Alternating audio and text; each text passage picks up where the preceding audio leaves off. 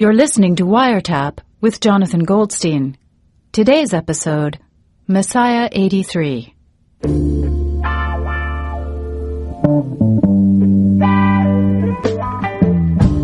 Rabbi Nachman was a young, idealistic rabbi from Australia.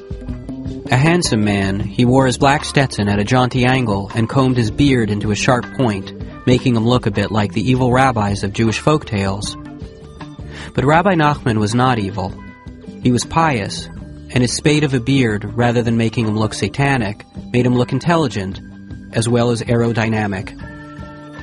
Nachman was stationed in Canada by the head rebbe, a man so holy that with the nod of his head he could command 1,000 septuagenarian Orthodox Jews into a hora, and not one of those slouchy lackadaisical horas either, but the air-punching, beard-flying kind, the kind of hora that scares small children. So when the Rebbe sent Nachman as an emissary to our neighborhood in the suburbs of Montreal to recruit lapsed Jews, he didn't argue. Nachman's first move was getting to know the Jewish community. So he spent his first weeks in town going door to door, inspecting mezuzahs, the little religious cases on doorway frames that let the world know there's a Jewish family inside. I was 14 that first time he showed up at our house. When we opened the door, he was already inspecting our mezuzah. By way of introduction, he told us that the parchment inside the mezuzah had to be changed every few years, because if it was in any way torn or damaged, the whole thing was worthless. He said the outside of a mezuzah was like a person. It was just a shell.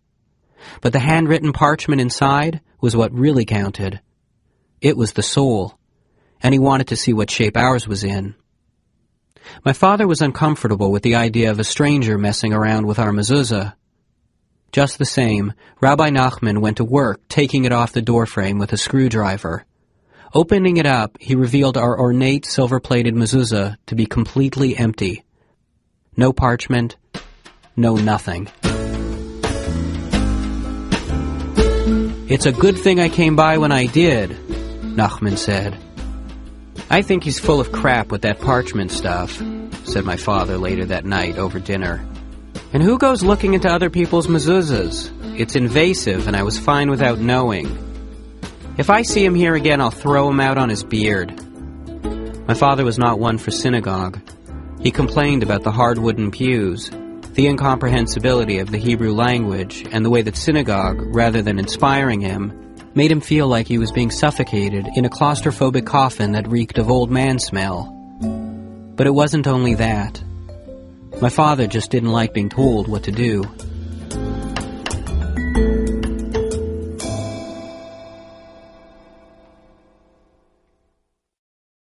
By anyone's standard, our family was Jewish, but we played by our own rules.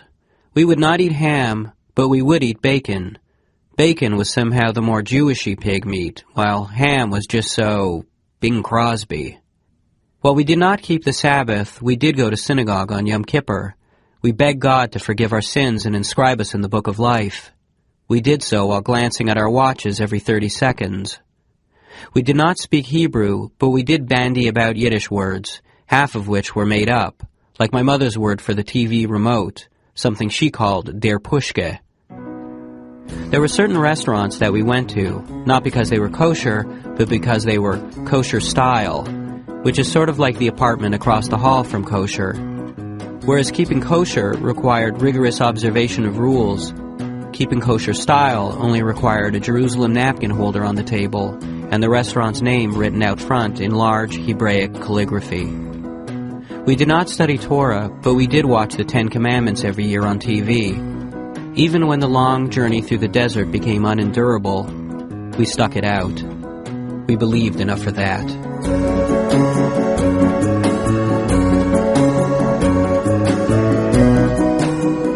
A couple days after that first meeting in the doorway of our house, Rabbi Nachman called up and invited me to a Purim party for kids at his house. I tried to back off. The idea of partying at a rabbi's house smacked of paradox.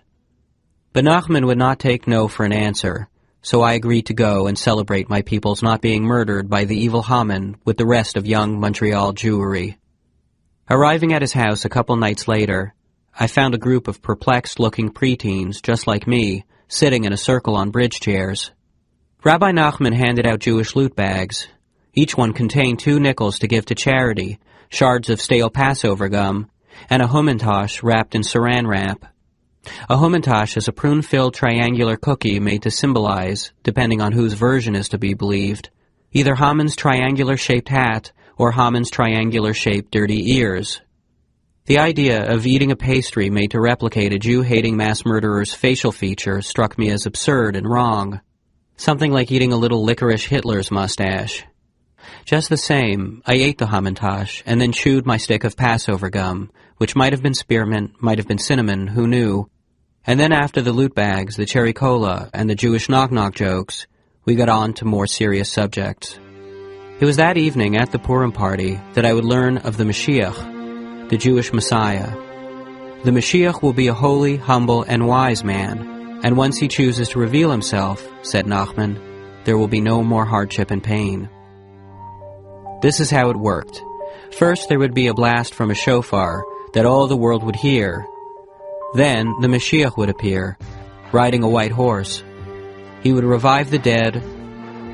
He would put an end to work. He would put an end to death.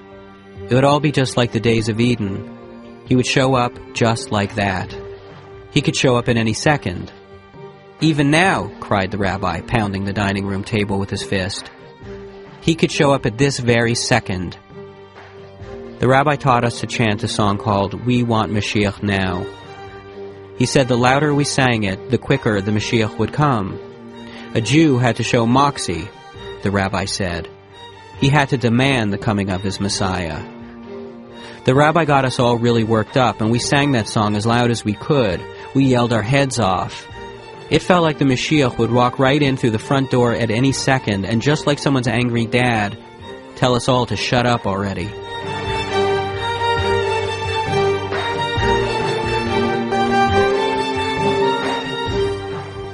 The idea of the Mashiach ushering in a new age of relaxation not only appealed to me, but it also made immediate sense. After 14 years of hard labor, going to school, putting up with my family, it was finally payday. And somehow, that just seemed right. Once the Mashiach came, everyone would get to just lie around on the sidewalk all day, eating mangoes, draped only in wet sheets like the whole world was one big Turkish bath. Trees would bear roast duck, and I'd get to see dead aunts and uncles. I'd probably also be a lot taller during the days of the Mashiach. After that first Purim party, the rabbi started calling my house on a regular basis, personally requesting my presence at synagogue. And so I began attending almost every Friday. Overall, I found synagogue boring and impenetrable, but the Mashiach stuff, that I could really sink my teeth into. Whereas believing in the importance of Torah and prayer was a matter of blind faith, the Mashiach was something that made sense to me on a gut level. I would tell my father about the Mashiach and ask him if he had ever heard about this kind of thing.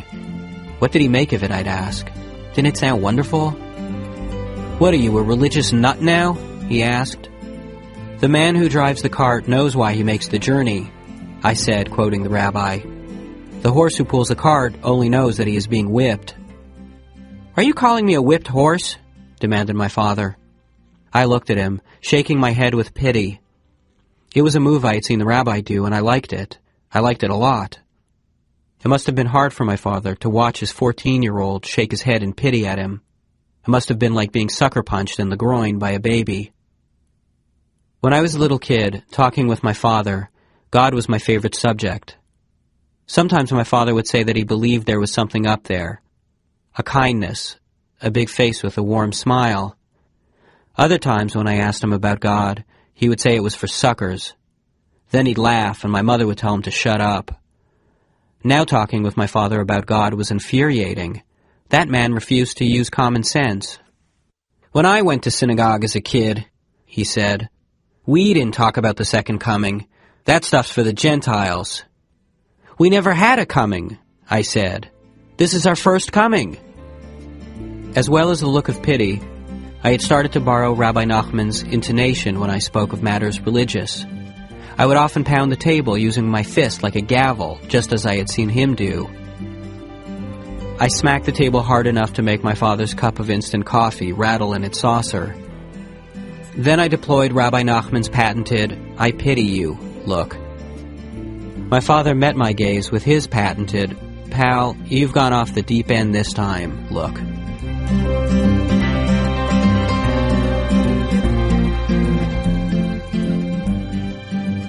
I started to go to Rabbi Nachman's almost every Friday night after synagogue for Sabbath dinner. At the kitchen table at home, all we talked about was where to get the cheapest honeydew and who made the moistest buckwheat cake. At Rabbi Nachman's, we spoke of spiritual matters. We talked about God and angels, golems and dibbiks. It made me feel deep. One night at the rabbi's, the conversation got around to how we could never really know whether we truly existed or not. "How do you know you're here right now and not dreaming?" the rabbi asked, smacking the table with his fist.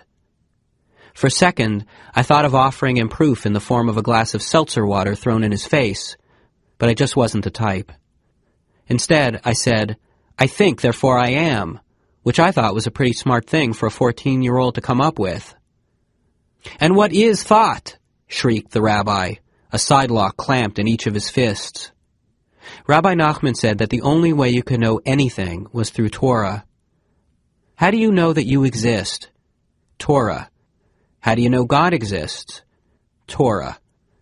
I asked him how he knew Torah existed, and he smiled. "When you eat of its eternal fruit," he said, "you will know it exists more deeply than your very soul." Then he shot me his patented, "One day you'll know" look. When we were finished eating, we sang a rousing version of "We Want Mashiach Now." This time, I thought, the Mashiach has got to be really, really close at hand, because I could feel it. He was just around the corner. He was pulling up to the curb on his white horse. The Mashiach was fumbling the keys into the front lock. At this point in my life, I felt the imminence of the Mashiach so fully that I took to sleeping in my sweatpants, just in case I heard the shofar blast and had to run into the street at a moment's notice. "He could even come now," Rabbi Nachman said. "Even now." It was like waiting for the phone to ring.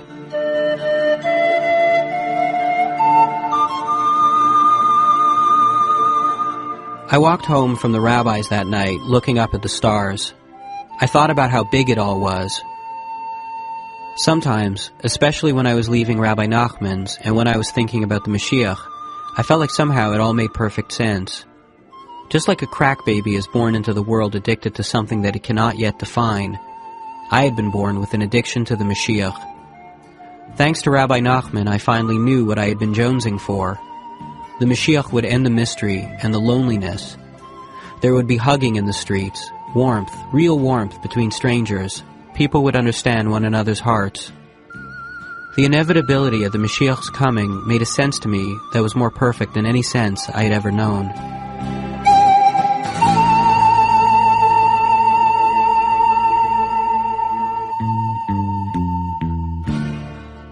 My mother started forcing my father to attend synagogue with me once in a while.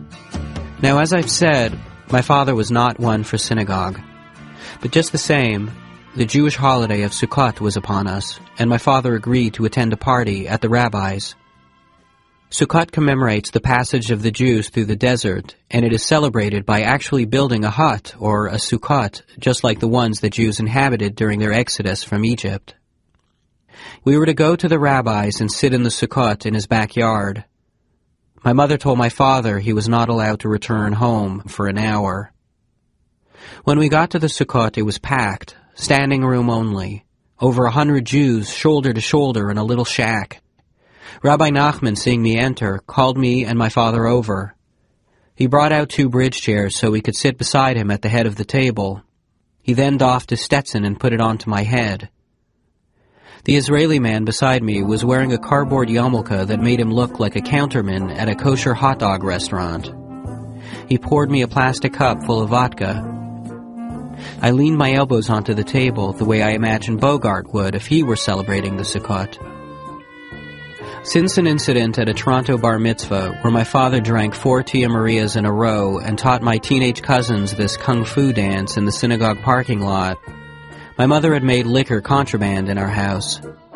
So when Rabbi Nachman started pouring my father shot after shot of Crown Royal, the acceptance my father felt from his Jewish brethren was poignant. As long as the drinks flowed, my father sang religious songs right along with everyone else. That night was the first time I had ever drunk liquor, and I was very excited about it, because booze allowed you to see that the world was really all spirit, that the soul was always just about ready to peep out from behind everything. Booze was all about the truth, and it made you feel like, just a little bit, that the Mashiach had already arrived.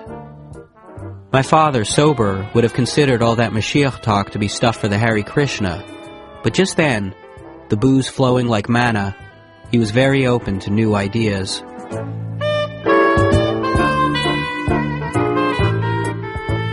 Since it was my first time drunk, it was like that little Sukkot was being hurled through space, passing planets, and, in its way, defending the galaxy. I can only remember the evening as a series of fade-ins and fade-outs. First we were singing songs and pounding the table. Then we were dancing a hora with our hands waving in the air like fun-loving flappers. Then someone was telling a very serious story about how Judaism had changed their life, and we all silently picked honey cake crumbs off the tablecloth and drank solemnly from our plastic cups. I remember telling the rabbi's wife that she looked a lot like this girl that I liked in school. I remember someone trying to poke a slice of melon into the smile on my face. I remember at one point being brought by 2 yeshiva boys to the bathroom to throw up, and then, once over the toilet, only spitting. I remember being told by the Israeli in the cardboard skullcap that getting bar mitzvah didn't make you a man, that it took more than that it took vodka. Lots and lots of vodka. Then I remember singing We Want Mashiach Now. It was the craziest rendition of the song yet. It involved some of the men in the far corner doing a sort of impromptu slam dance that caused the bamboo poles that made up the Sukkot roof to start tumbling onto our heads. But no one seemed to notice. We were singing so loud and pounding the table so hard that it was like something big was going to happen. We were demanding our Messiah. I looked over at my father to see if he could feel it too, but he was just sitting there, staring into his cup of whiskey. Then, in the middle of all the singing and the pounding, my father, who, more than being simply drunk, was what I like to call Toronto Bar Mitzvah Kung Fu Dance drunk, stood up and told everyone there that he had an announcement to make. Everyone kept singing and pounding, so my father repeated it again. I have something I've got to say, this time yelling it at the top of his lungs. The rabbi stood up and put his hands onto my father's shoulders, trying forcefully to push him back down into his seat, where he could sit back and continue to enjoy the vibe. But my father was really set on making his announcement, the content of which I could not possibly imagine. He waved his arms around and continued to shout the room down. I've got something I've got to say, he said again. Finally, people quieted down. My father drank the remaining whiskey in his cup, looked around the room, and said, All night, Rabbi Nachman's been saying that we have to demand our Mashiach. Well, here goes. My father stepped back and positioned himself right before the rabbi. He then extended his finger right into the rabbi's face and said, Reveal thyself. I command you to reveal thyself. There was stunned, drunken Canadian silence. It was the kind of silence that pulsates and makes your Adam's apple feel about to explode. The kind that makes the tips of your fingers hurt and the air feel thick and full of something like sinews and veins. I'd put you on the white horse myself, my father said, reaching for the rye bottle. My father had succeeded in turning the Sukkot into a den of sacrilege.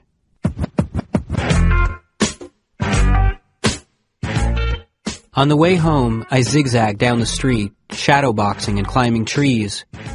My father stumbled along behind me. I would only realize later that my father was braver than anyone at the Sukkot that night for saying what he did. We all had felt the same way, I'm sure, but we were just too afraid to express or even acknowledge it. The rabbi really was a great candidate for the Messiah. He had all the messianic qualities. Plus he was photogenic, which couldn't hurt. I know I had, at various moments, envisioned a kind of Scooby-Doo-style demasking, where he admitted that he was just waiting for the right moment to reveal himself, that being the Messiah was all about timing. The next morning, I would experience my first ever hangover. I would wake up feeling sick and depressed in a way that would later become a cornerstone of certain times in my life. But right then, it felt adult. It felt like the price one paid for a little bit of salvation.